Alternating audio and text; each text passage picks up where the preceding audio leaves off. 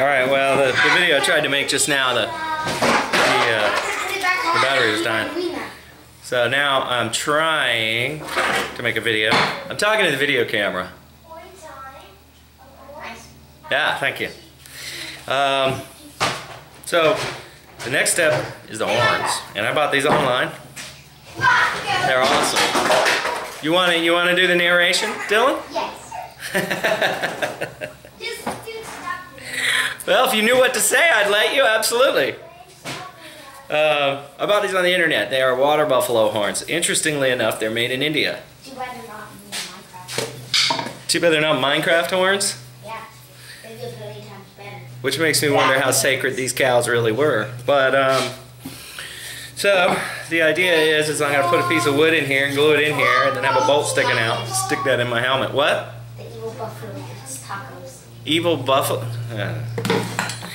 So, I drew them on here, and then I'll cut them. Circles with numbers on them. That's right, circles with numbers, and then I'll cut them out with my jigsaw, and then I'll hone them down. I gotta cut them a little inside because I drew from the outside, but then I'll hone them down a little to fit in because it's not a perfect circle, you know. It goes down in and gets smaller, and then I'll stick them in there and I'll glue them. I'll put a hole on them, put a hole through the middle, and a bolt, carriage bolt, and then I'll stick them through there, and then I'll drill a hole in the helmet. And I might just do one bolt in the middle. That way, if I want to rotate them into position that I like, I can, and then I just tighten them down. Okay, so I cut them out.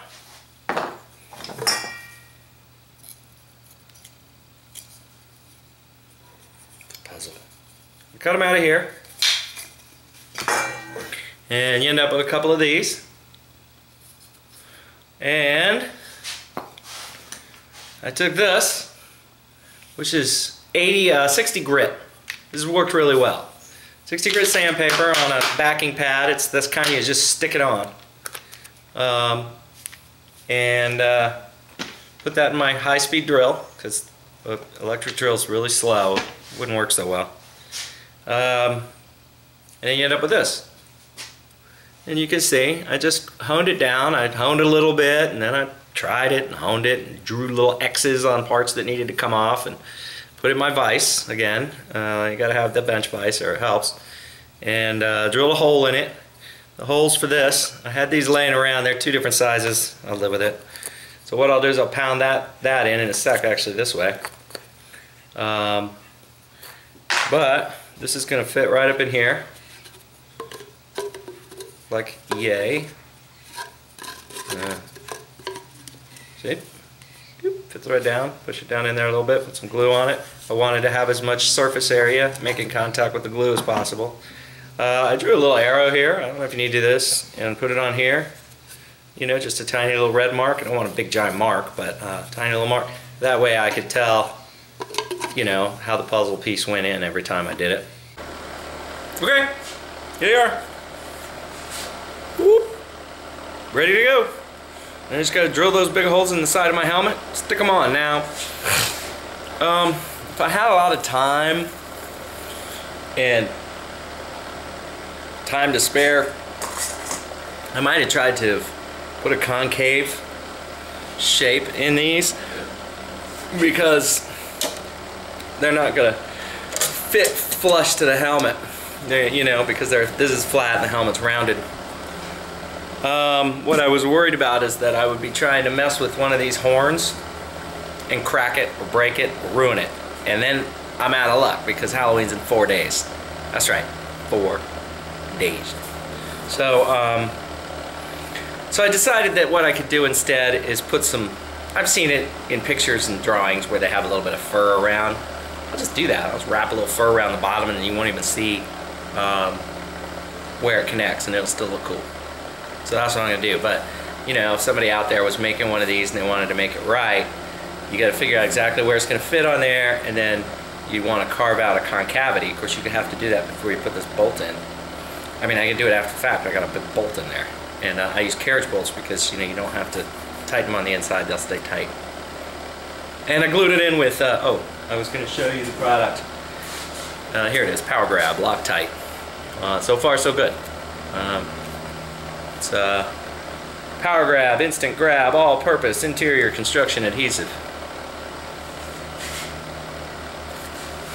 Okay, so I'll be putting these on later. I still got this one last panel to do, and then I got to try to clean up the helmet, you know, the framing pieces. So I thought I was gonna be done with this last night. It's halfway through Sunday.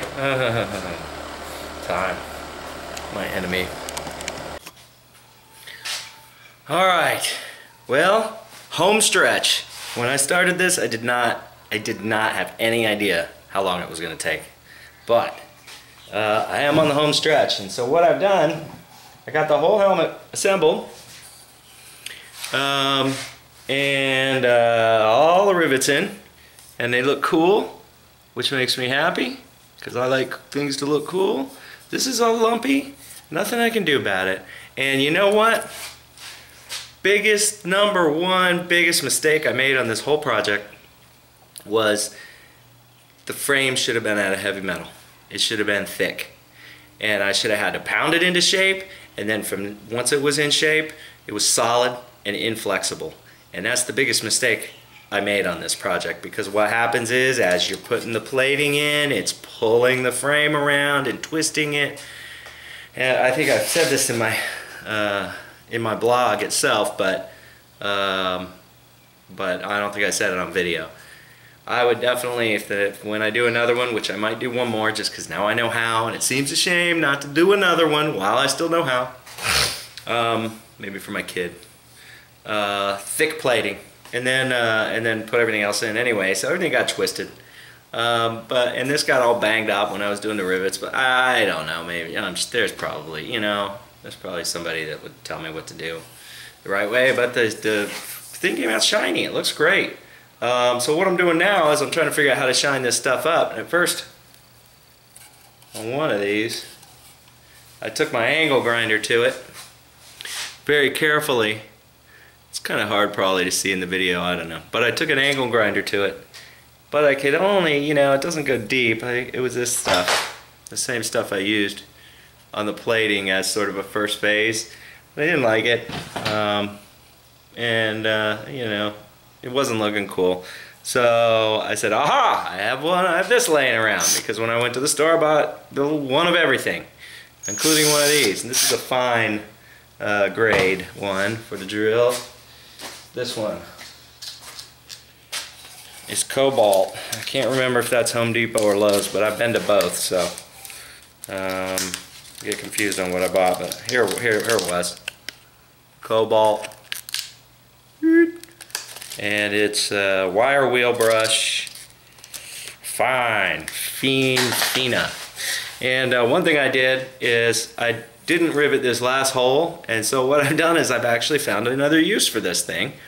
I screwed the helmet in the top so that I can stick it in the vise and then move it around and go to town on it with this. And this is looking a lot better. You know, it's got that brush look, that Art Deco sink fixture look, but it's cool. And you can see down here it looks pretty good. So I'm just going to finish up with that. And then put the last rivet in. This helmet will be done. And, well, without the horns, done. I still got to do the horns, which I've made. Should only take a minute. And and then I got to do the leather helmet hat holder, so, you know, so it fits on my head. But I don't know. Yeah, I can show you a little bit since I'm right here anyway. So I'll just like that. Just like the pros do it.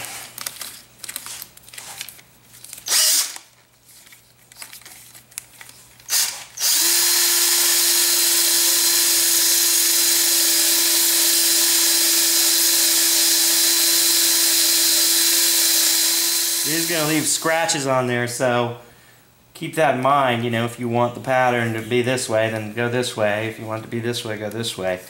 Along here especially. I was trying to sort of go long ways over here on the side. It's done. The Viking helmet is complete. Show it.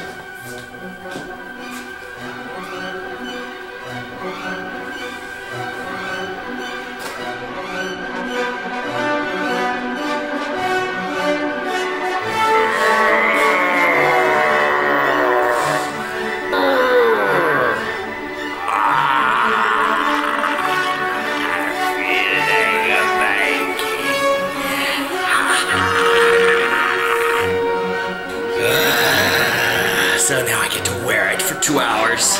And then what? Put it on the shelf or hang it on the wall?